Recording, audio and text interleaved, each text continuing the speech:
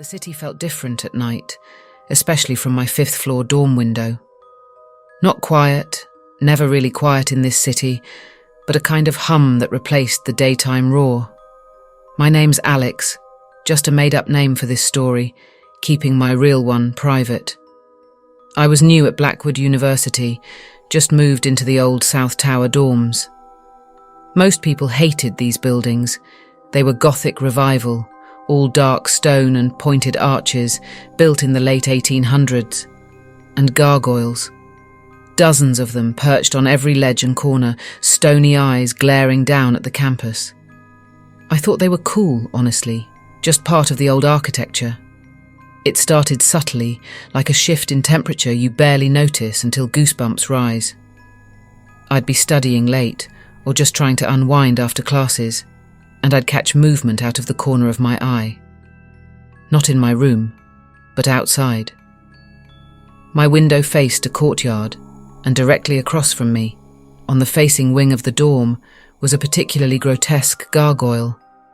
It had wide, bat-like wings folded back, a snarling demonic face, and long clawed hands resting on its knees. Just stone. Always just stone. The first few times I dismissed it as fatigue, my eyes playing tricks in the dim glow of my desk lamp. A slight tilt of its head, maybe, or a shadow that made its posture seem different. I'd rub my eyes, look directly at it, and it would be perfectly still, exactly as it had been for over 100 years. The old buildings creaked, the wind gusted, and the city hummed. Nothing unusual, but the feeling persisted, a chill that wasn't from the drafty window, a sensation of being watched. I started pulling my blinds down earlier, even though I usually liked to look out at the city lights. It didn't help. The feeling was still there, a pressure behind my eyes, a prickle on my skin. It felt like the gargoyle across the way was still looking, even through the thin slats of the blinds. One night, I was trying to finish a paper. It was late, past 2 a.m., and the dorm was mostly silent. I was deep in concentration when a faint scraping sound came from outside my window. Not a tree branch, there were no trees that high. Not wind. It was deliberate, a slow, grinding scrape. My heart thumped. I tried to ignore it, focusing on my screen, but the sound repeated, closer this time, and heavier. Scrape. Drag. Pause. My breath hitched. I slowly, deliberately, reached for the cord to the blinds. My hand was shaking. Every instinct screamed at me not to look, but I couldn't stop myself. With a quick pull, the blinds shot up. My breath caught in my throat. The gargoyle, the same snarling one from the opposite building. It wasn't there. The ledge was empty. My blood ran cold, a wave of nausea washing over me. I slammed the blinds back down, my hands trembling so violently I fumbled with the cord. My mind raced, trying to rationalize. A trick of light, a memory playing up. Maybe I was looking at the wrong part of the building. But I knew which gargoyle it was. And it was gone. I spent the rest of that night huddled in my bed, fully dressed, staring at the closed blinds. Every creak of the old building, every distant siren, made me flinch. I told myself it was impossible. Gargoyles don't move. They're stone. They are art. The next day, I didn't tell anyone. Who would believe me?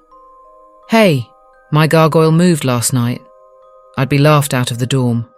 I tried to act normal, went to classes, ate in the dining hall, but every time I walked past the South Tower, I glanced up, my eyes drawn to the empty ledge where the gargoyle had been. It was still empty. And yet, I felt its presence, a cold, heavy gaze from somewhere else. That evening, I returned to my room, feeling a fresh wave of dread. I pulled out my laptop, but I couldn't focus. The air felt thick, heavy. I kept glancing at the window. My blinds were already down, but I knew it wouldn't help. I felt its eyes on me. Not from outside the window, not anymore. From inside the room. My heart began to pound a frantic rhythm against my ribs. I slowly turned my head, scanning the small space. Nothing, just my messy desk, my unmade bed, the worn carpet. But the feeling intensified, a cold spot forming on my neck, spreading down my back. I felt a pressure, like something immensely heavy was pushing down on the air in the room. My gaze settled on the corner of my room, near the closet. It was darker there, even with my desk lamp on. The shadows seemed deeper, coalescing into something solid. I couldn't discern details, but the outline was unmistakable. A hunched form, broad shoulders, something pointy on its head, like horns or ears, and then the faint glint of light on what could only be a stony, unblinking eye. It wasn't a shadow, it was a presence, a silent, unmoving, immense presence. I couldn't move.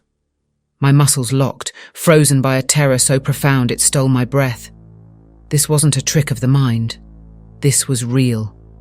The air grew colder, and I could feel a faint scent, like old stone and dust and something else, something ancient and primal. The gargoyle. It was in my room. It didn't move. It just stood there, a silent, stony sentinel in the deepest corner of my room watching me. Its presence was suffocating. I couldn't scream, couldn't even whimper. My mind screamed at me to run, but my body was unresponsive, a useless shell. I felt like a small animal caught in the gaze of a predator. Minutes stretched into an eternity. My eyes watered from the strain of staring, trying to comprehend, to deny what was before me. But it remained. A solid, menacing silhouette. I felt its ancient, cold malevolence seeping into the very fabric of the room, chilling me to the bone. The silence was the worst part. An absolute, crushing silence that magnified every beat of my own frantic heart.